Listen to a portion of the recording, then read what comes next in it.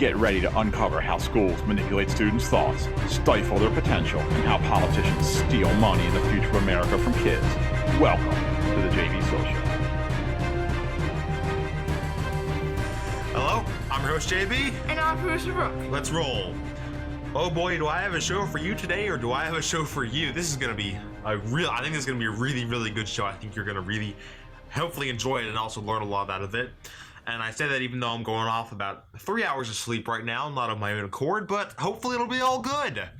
So we're going to be talking about, we're going to be going into even more the origins of our public school system, because in our episode where we were supposed to go into the origins of our public school system, we didn't really do that much. And we really need to do that. And I've been doing a ton of research, so I'm sorry if this is a little out of order, but it's got to be done. But anyway, let's get right into it. So let's first talk about Horace Mann, because you probably remember him if you watched our other episode on the origins of public schooling. But Horace Mann, his nickname literally is the father of American public education. That's his nickname. That's what he did. And Horace Mann's a very interesting guy because, from what I can tell, he wasn't really a utopian. He might have been a little bit, but not much. And he didn't, I'm not going to lump him in with Dewey and the Frankfurt School. I'm not going to do that. He's just not that level of evil or malicious intent. But Horace Mann, we're going to go through a quick little bio here, was born in 1795, way back. And he was born into a place in Massachusetts of hardship and poverty, basically. Because, you know, it was still very early in America and a lot of places of poverty, and it was the 1700s. Anyway, he actually educated himself. He educated himself in the library, in his town library, and was very independent. He rejected Calvinism in favor of Unitarianism at age 12. All right, he was very intelligent, very independent, and I believe it was in the mid-1820s or so, he got accepted to Brown University, and he did really well there. His interest, he was very interested in social reform, public education, all those things, which kind of makes sense. So he graduated in the 1820s and became an attorney, and in the 1830s, Mann would be in the Massachusetts State House and the State Senate. And in 1837, when Horace Mann was president of the state senate, I believe that's the position, it might not be, but he was leader of the state senate in Massachusetts, he got really interested in public education. So he, against the advice of literally all his friends, you have to kind of respect him for doing this, honestly, he just got rid of a potentially very, very successful political career. He blew it all because he wanted to become secretary of the Massachusetts Board of Education, which had just been formed under him. The Massachusetts Board of Education, which would hopefully, for him at least, be a stepping stone for establishing a widespread compulsory public school system in the state of Massachusetts and really all over the country. Anyway, now that we're done with that bio, here's the thing. So Horace Mann, from what I can tell, and I've done a lot of research on this, I've really been doing my research, that's why I think this episode's really going to be really good. But from what I can tell, Horace Mann was very intelligent. He must have been. There's no way he wasn't. There's no way he was not very intelligent. But he was not much of a visionary. He was not what you would call a visionary. He was not the kind of guy that would come up with this totally new, great system. So Mann needed something, anything, which he could draw on. And that was a little bit of a problem because at the time, in the 1830s, there were not that many public school systems in the world. In fact, I believe there are only two, in Holland and in Prussia. And in what would be one of the worst errors ever made, Horace Mann chose to take some inspiration from Prussia. All right. Now, we need to do a little history lesson about Prussia. And as producer Brooke well knows, history is kind of my thing, especially this era of the 1700s and 1800s. So I'm going to try not to get too carried away here, all right? Producer Brooke, you can jump in and tell me if I'm getting super carried away here, because you know how much I love this kind of stuff. Yeah, that might need to happen. All right. I'm going to try to keep this as quick as possible. So, Prussia, mid-1700s, under the reign of Frederick the Great, becomes super militarized. They would gain the nickname essentially of an army with a state, not a state with an army. So the army literally controlled the government. All right, so that's what made Prussia very different. And by the way, Prussia is essentially the predecessor to modern Germany, if you didn't know. But that was Prussia's whole thing. Is they're super militarized, they're super tough, super fierce. However, during the Napoleonic Wars, which producer Brooke also knows that I love, they were absolutely annihilated by Napoleon at the Battle of Jena. It was not even funny. So, they had a little bit of a problem. Because they had this whole thing of, we're super tough, and they just got crushed. A little bit of an issue. So this guy, one of Prussia's greatest thinkers, a guy named Johann Fichte, believes that the reason Prussia lost the war was because of individuality. I went in and read some of this guy's stuff.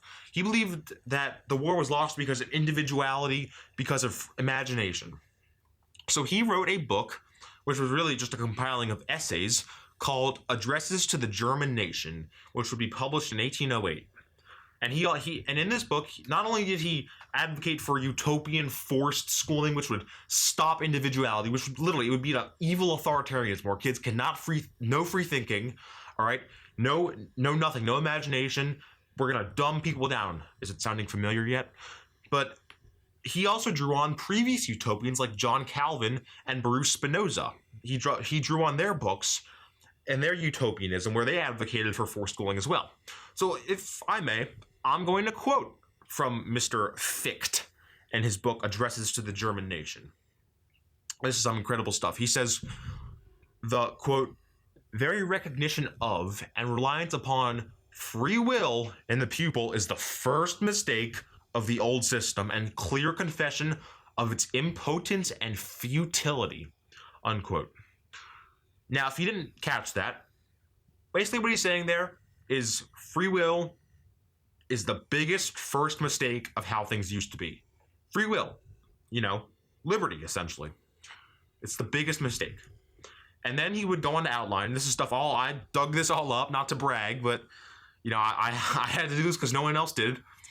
He said that, quote, the new education must consist essentially in this, that it completely destroys free will in the soil which it undertakes to cultivate, and produces, on the contrary, strict necessity in the decisions of the will, the opposite being impossible, unquote. Ah, yes, the best way to educate students. This is totally what an education is. This is totally still education. It's totally not forced schooling, dumbing down. It's totally not Orwellian either. But the Prussian government would roll with it.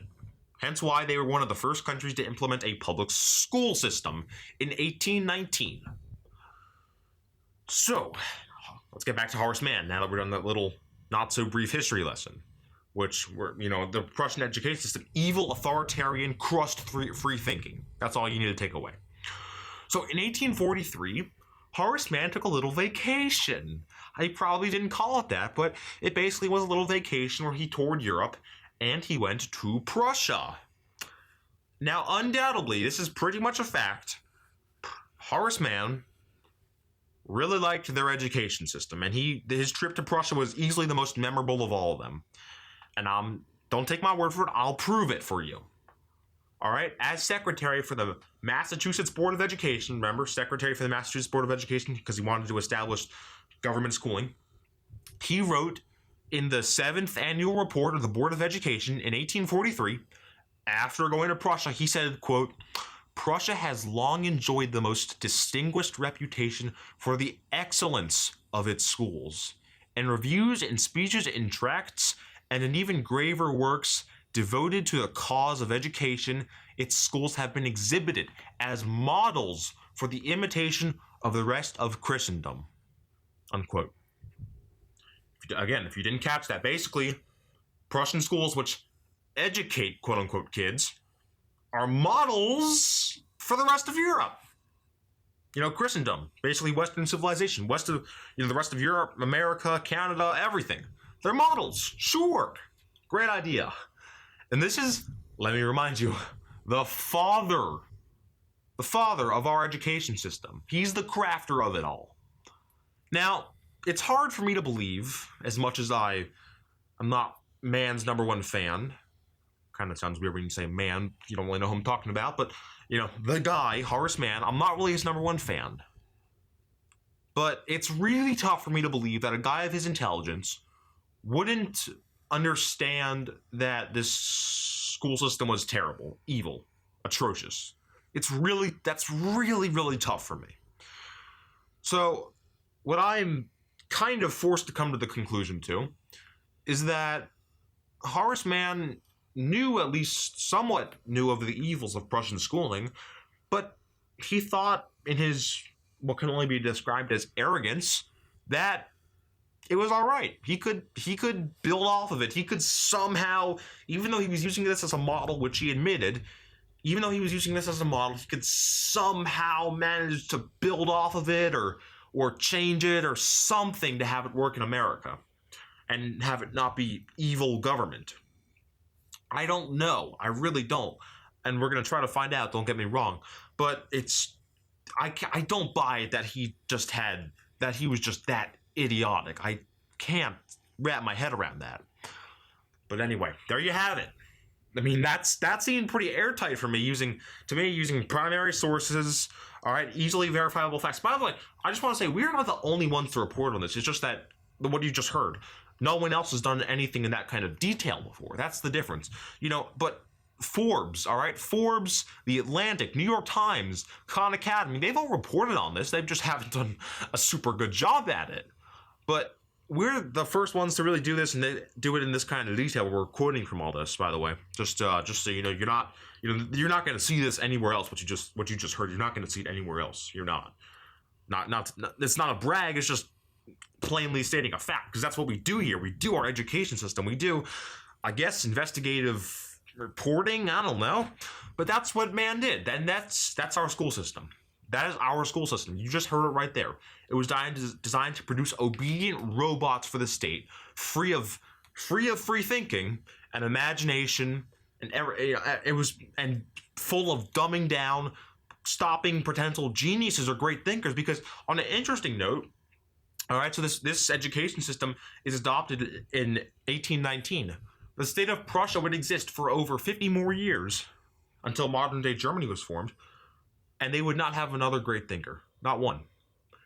There would be other great German thinkers that century in the 1800s. There would be more German great thinkers, but none would come from Prussia.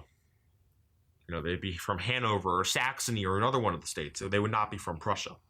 That's the interesting thing, which pretty much, could be a coincidence, but probably not. It shows how terrible the system is. And it shows that our school systems were literally meant to stop great thinkers, to stop free thinking, to stop imagination and creativity. That's why, if you're in school, that's why when you hate school, you feel so stifled. You feel like you're part of a system which has totally forgotten you. It has. That's why. Unbelievable. On that good note. Yeah. One more thing. This all happened, even though, at the same time, literacy. The thing it was the backbone of Horace Mann's argument for public schools. Literacy, making kids literate. Even though literacy was already almost universal in the North. No matter who. Literally, every American in the North, almost universal. All of them were literate. Maybe 1 in 1,000 wasn't in some cases. But when you do research, Mann's argument totally falls apart. And when you look at just the history of public schools and the tyrannical instincts of government, as well as just human nature of kids, they're going to inherently distrust the teacher, or inherently distrust the principal, the administrator, everybody, because all they've known is the parent. It's just, especially if their parents are good, they're just going to inherently distrust public schools. That's how it's going to work. And that's how it will, for the time being, always work, because of human nature. That's all it is. But that's about it for today. I thought that was a pretty interesting episode. I hope that you will share this with all your friends. Just hit the share button, go down, text it, email it, whatever you do. It all works. Twitter, share it on Twitter, Facebook. You get the idea. We only have a Twitter account because, to be honest, I don't really like social media. But you can follow us on Twitter if you'd like to. emails. If you have any questions, comment down below. And if you have any questions about Horace Mann, Finkt, or not, I just butchered his name. Johann, if you have any questions about Johann Ficht, go ahead and leave a comment. I'll try to answer it, because he's really the key of all this. The key to all this is Johann Ficht, because he's the architect of the Prussian system, which would be our system, basically. However, I think that's about it to say. If you would like the video, that'd be pretty cool too. So, until next time, I have been your host, JB. And I've been producer Brooke. And we are signing off.